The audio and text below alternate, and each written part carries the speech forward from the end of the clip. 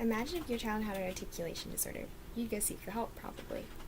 Well, speech therapy sessions, especially private speech therapy sessions, are really expensive and they're not available everywhere because they're not in super high demand. Speech therapy isn't normally covered by most insurance companies either, and you have to appeal the insurance company's claim, which is a lot of work for most parents, which most parents don't want to do. So I want to persuade y'all that speech therapy should be a required class that all elementary schoolers must take. So the main problem when it comes to speech therapy sessions is insurance problems. And private speech therapy sessions, for the most part, aren't normally covered by insurance companies. And that's because speech disorders are seen as long-term, so they don't get better. So why would insurance companies want to invest in something that won't get better? It's like they can invest in a car, or they can invest in speech therapy sessions. A car they invest in, the person can go get a new car, which will make it better. But if they invest in speech disorder, or someone with a speech disorder, it's not guaranteed that the person will get better. So why would they want to invest in something that's not certain?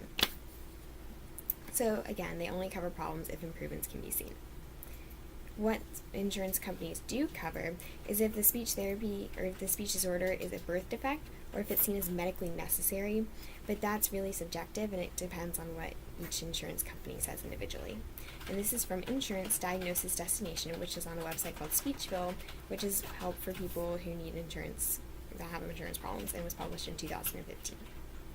Examples of speech disorders that are not covered by an insurance company named Atina is attention disorders, mental retardation, and psychosocial speech delay. And again, those are from an article called Speech Therapy on the Atina website, published May 14, 2015.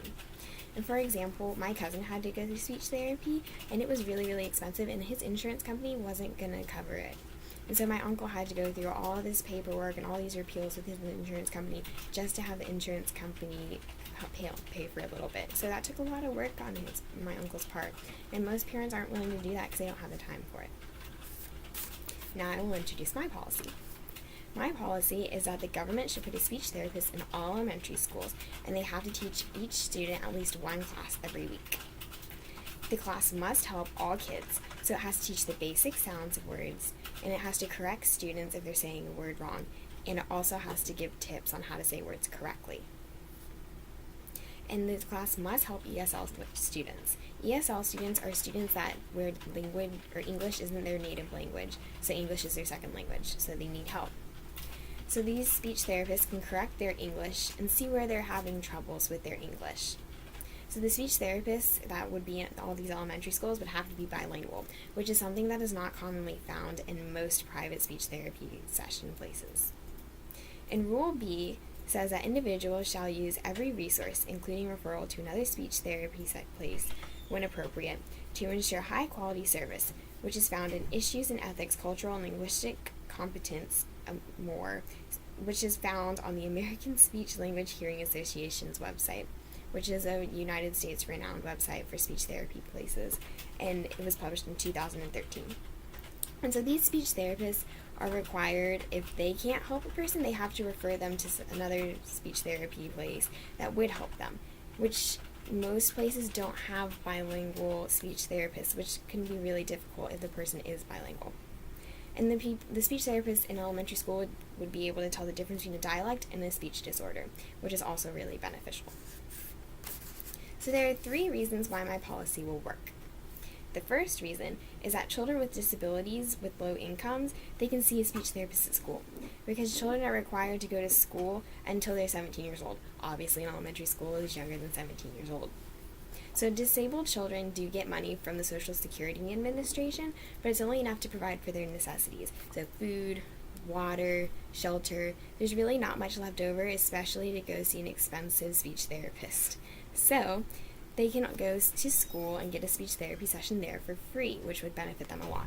And disabled children, as defined by the Social Security Administration in 2015, is someone who is medically determinable physical or mental impairments. The impairments result in marked and severe functional limitations. The impairments have lasted or are expected to last for 1 or more years or result in death. Again, that is from Childhood Disability Supplemental Security Income Program, a guide for physicians and other healthcare professionals, which was on the Social Security Administration's website, published in 2015. So as you can tell, disabled children is kind of subjective, and the insurance companies can twist it around. So the second reason why my policy will work is that if the people can't get there because of distance, they would have to go to school. So they would see a speech therapist no matter what because they would be in school. And the government is trying to get speech therapy programs in rural areas, but it's really difficult right now because it's not economically feasible. There's not enough funds for it right now, and because the gasoline prices and the cars that are being needed it's not there yet. And this is from Delivering Private Therapy in Rural Areas, Enabling High Quality, Sustainable, and Accessible Services, a Framework for Rural Private Services, published by the University of Sydney in May 2013. And so kids have to go to school, once again, so they can get speech therapy sessions there for free. And so it'll be free for them, and it'll be within a good distance, which is good.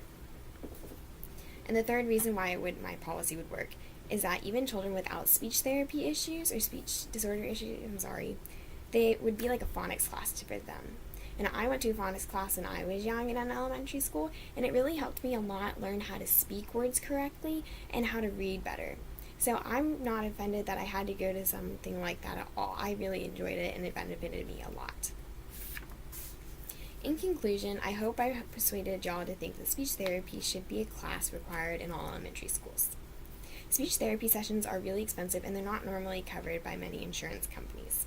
And speech therapy sessions in class, speech therapy class will ensure that everyone who needs a speech therapy session can get a speech therapy session, whether it's because the person just doesn't have the money for it or it's too far away for them. They will be insured a speech therapy session. And the ESL students will also be able to help learn English. So, what if you knew someone who had an articulation disorder? Would you just sit on the sideline, or would you go try to get help for them? Thank you.